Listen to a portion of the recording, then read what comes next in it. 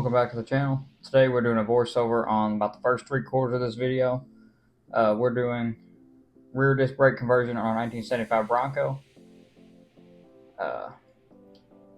As you can see, our rear brake drums are not seized.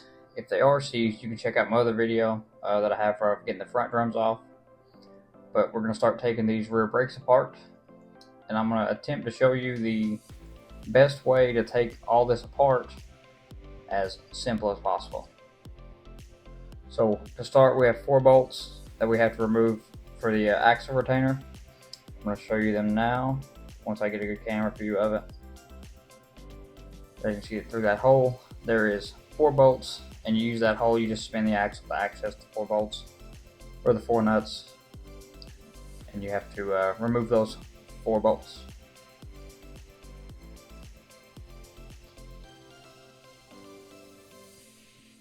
Once I get you set up here, we're going to start removing those bolts. So now we're going to remove those 4 nuts and be able to begin taking our axle out. There's 1 bolt for 1 nut,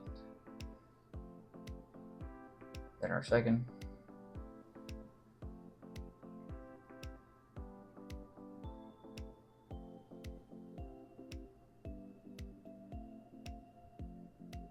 then our third,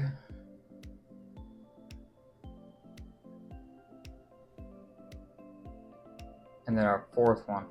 This one was a little bit more stuck than the others. You can see all the brake dust falling off the drum.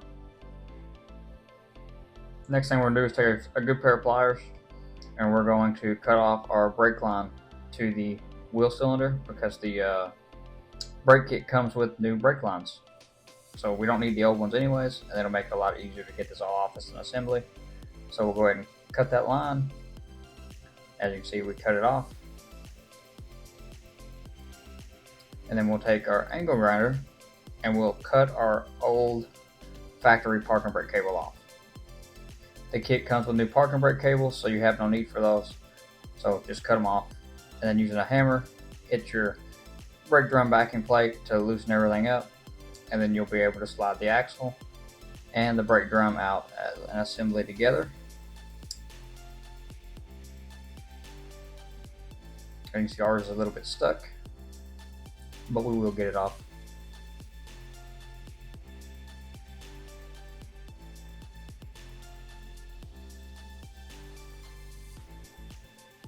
And then you'll want to go ahead and grab a drain pan and stick underneath to catch any of the diff fluid that comes out. We didn't have much come out on ours because I've already done the other side, so the majority of it came out on the other side.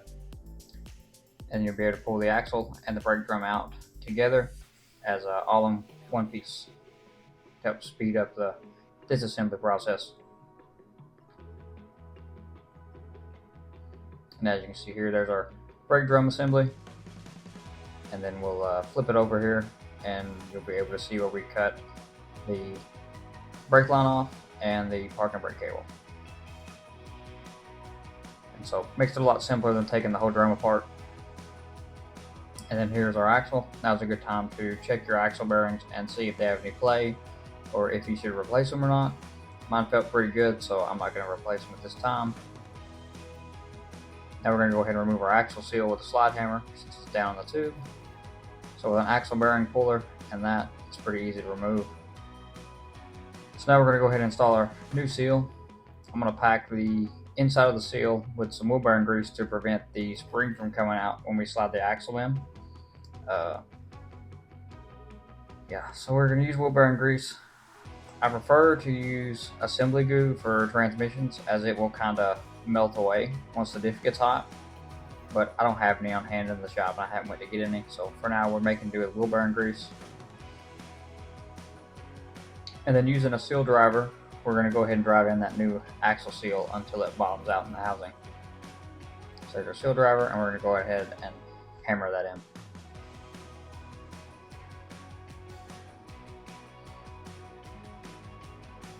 And a couple more taps for good measure.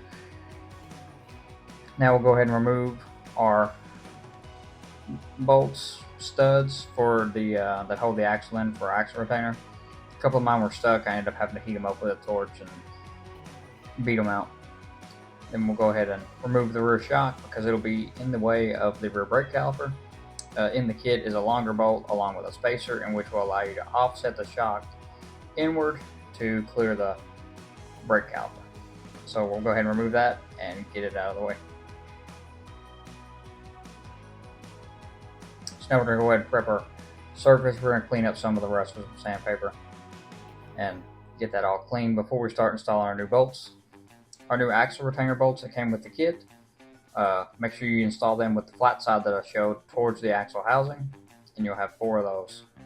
Now this kit is for the Ford 9-inch with the small bearing and the 10-inch rear drum. So my hardware may be a little bit smaller than yours. This will be our spacer shim. It just goes over those 4 bolts. And then now we'll be ready to reinstall our axle. We won't reinstall it all the way at this point, but until the bearing starts to seat is where we'll stop. Now we'll have to install our hanger plate in which we'll mount our caliper bracket to. Install your 4 bolts with washers on before you stick it onto the axle, because you won't be able to get those bolts in because of the hub end on the axle. So make sure you go ahead and install those 4 bolts. We'll use the smallest hole at the bottom for positioning, and your caliper will hang off the back. We're doing on the driver rear axle on this one, so use that very first hole to your lowest forwardmost bolt and it'll line up. It will not go all the way in because of the bearing. You have to move the axle in as well at the same time, so it can be a little tricky to get it all in together. And you don't want to put it all the way in quite just yet, because you're going to have a bearing retainer plate, in which a little controversy I've seen is some people remove the factory one. The instructions for this kit do not really specify, so for mine I chose to just stack them because I have enough room with the bolts and it didn't really make a whole lot of difference. So I just stacked the plates. A little bit more difficult to wedge it in between the two, but it ended up fitting.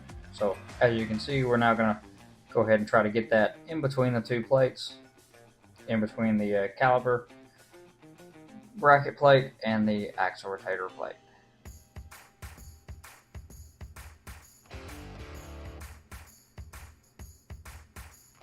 Then once we get that in, we'll go ahead and line it all up and we'll seat our bearing, and just make sure you get all 4 bolts to go through.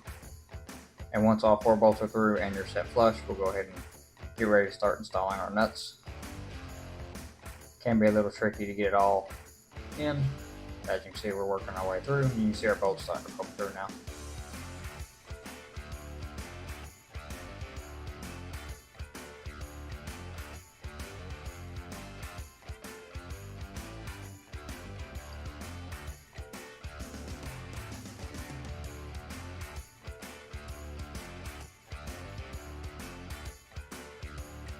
With a little bit of persuasion, let's see if we get our bolts all the way through.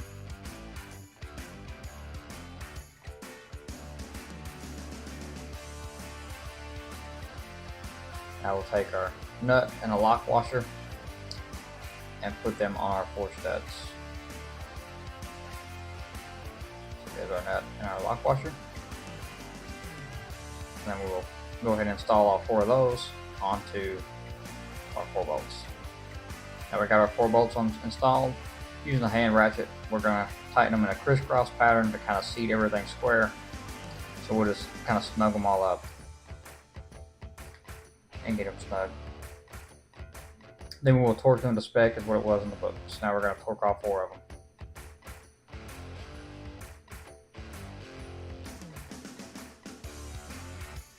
Now with all 4 of those torqued to spec, we have to set up our caliper spacing. For mine, what I ended up having to do was 2 of the large spacers. They recommend doing 2 large and 1 thin. There's 3 different size spacers they send you with the kit. For mine in particular, it worked best for me using 2 of the thicker ones. Now we have our caliper bracket, and the little stud that comes off with the threads that your caliper will bolt to goes towards the inside of the vehicle. So you'll line all 4 of the bolts into your little caliper bracket piece off the axle. You go ahead and put that into the actual caliper bracket itself. And once we get that on, we will take 2 nuts and the washers and lock washers, and we will tighten 2 of those, not all 4, so we can begin to test fit our caliper. We're going to go ahead and throw our rotor on. We have already drilled out the holes. I'm going to slide that into place. And then we got 2 lug nuts we're going to put on it to center it and have it held flush.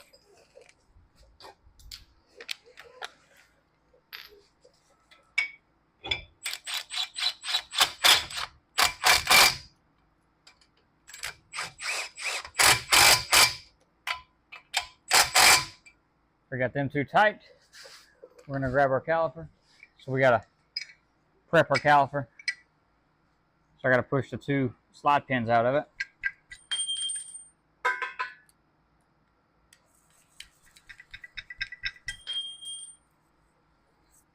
Set them to the side.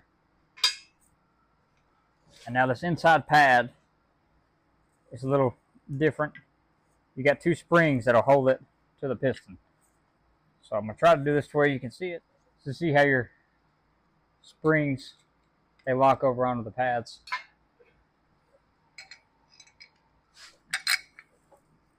So you got both our pads. We're then going to slide it over into place.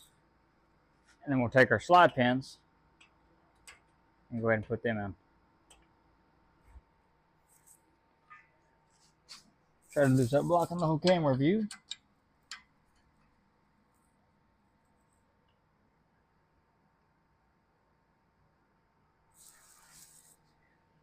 And then we'll take our Allen wrench and tighten these up.